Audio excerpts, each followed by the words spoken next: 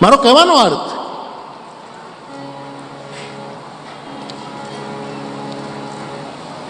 પૈસા બહુ, જમીન ઘણી, મોટો માણસ, અને પેલા દીકરીના માવતરે આવી નાની દીકરીને એની સાથે પરણાવી. હવે સ્વાભાવિક છે, તો ખાનદાનની દીકરી હતી, એને સેવા પણ કરે છે, બધું એની સાથે બરાબર એનો ગૃહસ્થ જીવન. પણ સ્વાભાવિક ક્યારેક એમ થાય કે મારા બાપાએ મને આની સાથે પરણાવી, એની આટલી ઉંમર, એવું ક્યારેક થાય. એમાં આવો વિચાર એને ચાલતો હતો. પછી બીજી બેનપણીઓ, પછી છે ને આપણામાં કાંઈક સારા વિચાર આવે ને તો એને સપોર્ટ કરનારા બહુ ઓછા હોય, પણ ખરાબ આવે ને એમાં તો ટોળું ભેગું થાય. અરે બહુ સરસ યાર, આમ વિચાર્યા ન કરાય, કરી નાખું, કરી નાખું, એમ જ આપણે.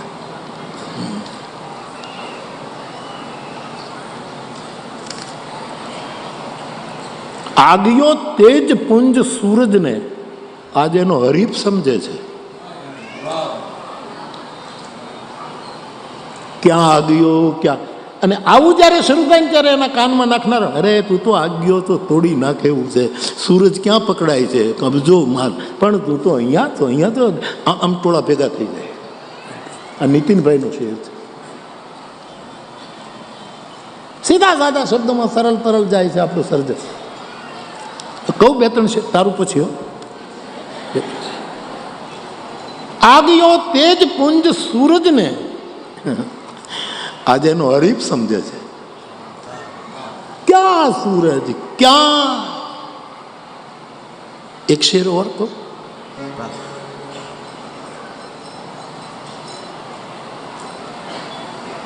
ગૂઢ ભાષા નથી સમજાતી,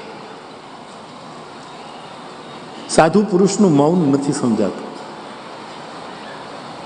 આ અરુણભાઈએ કહ્યું કે હું આવું, અને હકીકતમાં એ કંઈક લખીને આવ્યા હોય તો હું વાંચી લઉં, બીજી મારે કાંઈ વાત થાય જ નહીં.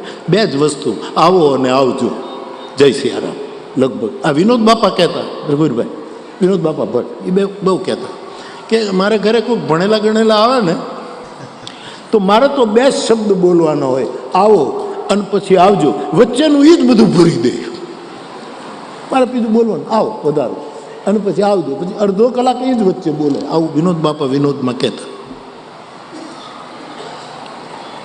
એની આંખમાં આંસુ હોય, હું મારા હિંચકે બેસ જાઉં, લોકોને મળો, અમારા બંનેની વચ્ચે કોઈ સંવાદ ન થાય. હા, એક મૌન હોય છે, અને મૌન 25 વર્ષનું થયું છે. એ મૌનની ઉંમર આજ 25 વર્ષની થઈ છે. એનો મને આનંદ છે. ગૂઢ ભાષા ક્યાં સમજાય છે?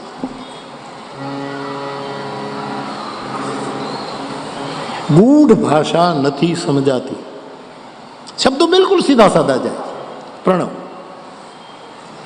ગૂઢ ભાષા નથી સમજાતી. સ્નેહ.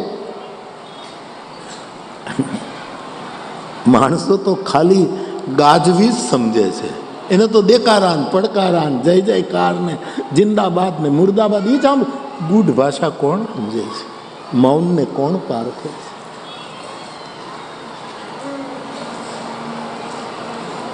મૌન રહીને જુએ છે તાસીરો. મૌન રહીને જુએ છે તાસીરો. આમ સઘળું એક ફકીર સમજે છે, આમ બધું જાણે છે, પણ મૌન રાખીને તાસીરો જોયા કરે છે. કોઈ પૂજા કરે છે ધરતીની, કોઈ કેવળ જમીન સમજે છે. કોઈ તો ધરતી માનીને પૂજા કરે, કોઈક તો ખાલી જમીન સમજે છે. અને બહુ સારો શેર છે, જુઓ સાહેબ, બહુ સીધી સાદી ગુજરાતી ભાષાને તમે જો કે ગામડામાં તો બોલાય જ છે, પણ આ ભાષાને કાંઈ એને થવાનું નથી. હા, લગભગ હું બોલતો રહીશ ત્યાં સુધી તો આ જ નહીં આવવા દઉં. મારી જુબાન હશે ત્યાં સુધી તો આ મારી ભાષા છે.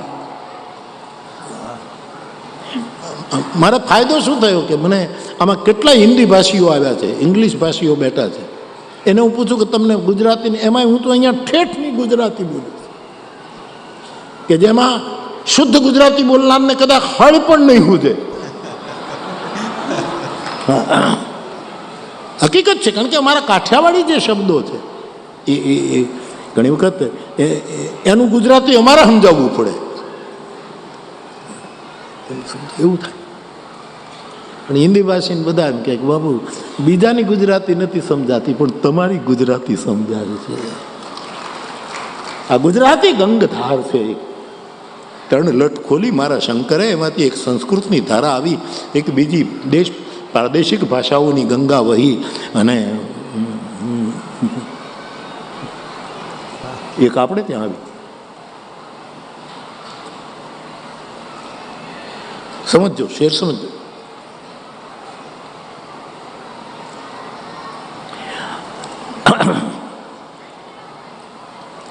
જીવવું એટલે શું? હવે સીધી સાદી વ્યાખ્યા. જીવવું કોને કેમ લખે છે? જીવવું એટલે જ ઓગળવું. લ્યો આ છે વાક્ય. જીવવું એટલે ઓગળી જવું, કોકના માટે દ્રવીભૂત સંવેદના. જીવવું એટલે જ ઓગળવું.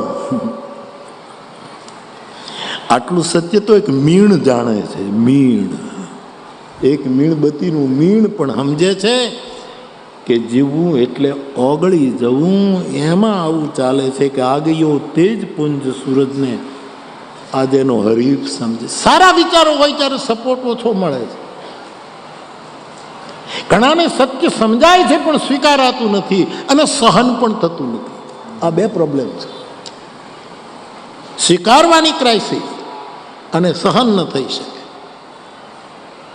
એટલે બધી બેનપણીઓ, પેલી દીકરી છે 25 વર્ષની પરણી છે, એને કહે તારે આની સાથે કેમ જીવતર પૂરું થશે. પછી એના વિચારો બદલવા માંડ્યા અને એમાં એક દિવસ એવું થયું કે એ દીકરીએ થયું કે હું આ પુરુષ, કારણ કે પાછો ઉંમર મોટી છે ને, પણ જગતભરના વ્યસનો એનામાં હતા. વ્યસન. એક વાત બીજી કરું. 31મી ડિસેમ્બર છે આજ, 31st. કાલે ઈસુનું નવું વર્ષ શરૂ થાય. પહેલે ચારે બાજુ વાઇન ડિવાઇનની વાતો ચાલે છે. જે હોય તે. આવો લોક માનસ લોક ભારતીથી વાઇન ડિવાઇનને એક બાજુ, વાઇન ડાઇનને એક બાજુ રાખીને આપણે ફાઇન અને ડિવાઇન ન બનીએ. મૂકી દો ને ફાઇન વિચારો, આ દાદાઓના માનસના સુંદર વિચારો. ફાઇન ફાઇન, વાઇન કાંઈ કાઢ નાખો. ફાઇન અને ડિવાઇન આચારો, દિવ્ય જીવન. આની સ્થાપના ન કરી શકીએ. બાકી મારે કોઈ વસ્તુમાં, પણ જ્યારે આજે ચારે બાજુ આ બધું ચાલે છે કે વાઇન ડાઇન, વાઇન ડાઇન, મારે વ્યાજ પૂછ્યું આપણે એવું કરીએ ફાઇન. તારું પછી બીજો સુર આવું ન કરી શકીએ. તન ભી સુંદર મન ભી સુંદર. મનના વિચારો સુંદર જે દાદાઓએ આપ્યા, જે ઋષિ મુનિઓ. આનો ભદ્રાકૃતવો યંતુ વિશ્વતઃ. સનાતન ધર્મનું મૂળ કયું? આ. અમને જ્યાંથી સત્ય મળશે ત્યાંથી અમે સ્વીકારીશું. અને અમારો વિવેક જાગૃત થશે ત્યારે અનાવશ્યક જે વસ્તુ અમારામાં ભળી ગઈ હશે એને વિવેકથી ખૂબસૂરત મોડ પર હટાવી દઈશું. આ વિવેક. મારા ભાઈ બહેનો, આજની રાતે લોકો શું શું કરશે મારો નાથ જાણે. કોઈ દીવ જશે, કોઈ જ્યાં જવું હોય ત્યાં જશે. એ જીવને હરખો રાખવો હોય તો કથામાં આવો, અને જીવને હરખો ન રાખો તો જીવ તમે દીવ જાઓ. પણ બીજું શું કરવું યાર? કથા સાંભળીને જાજો. આવો બીજી વાતોને આપણે છોડી દઈએ, જ્યાં જે જગતમાં થતું હોય મુબારક. પણ ફાઇન વિચારોનું આ વાવેતર થઈ રહ્યું છે. આ દાદાઓએ આની વાવણી કરી. આ લોક ભારતી એટલે શું? પહેલી જે ભારતી છે ને એના હાથમાં વીણા છે, અને લોક ભારતીની સાથે એ ભારતી જોડાય ત્યારે એના હાથમાં વાવણીઓ છે, ખેડૂતનો હળ છે. અહીંયા વીણા છે, બે હાથે એક મુઠ્ઠીમાં અનાજ અને એક હાથમાં પેલો રોપલી વાવણીઓ. ત્યાં વીણા. વેદની ભારતી વીણા લઈને બેઠી છે, અને મારી લોક ભારતી કૃષિ કેવા કેવા પ્રયોગ થાય છે અને જગતને એના દાખલા આપીને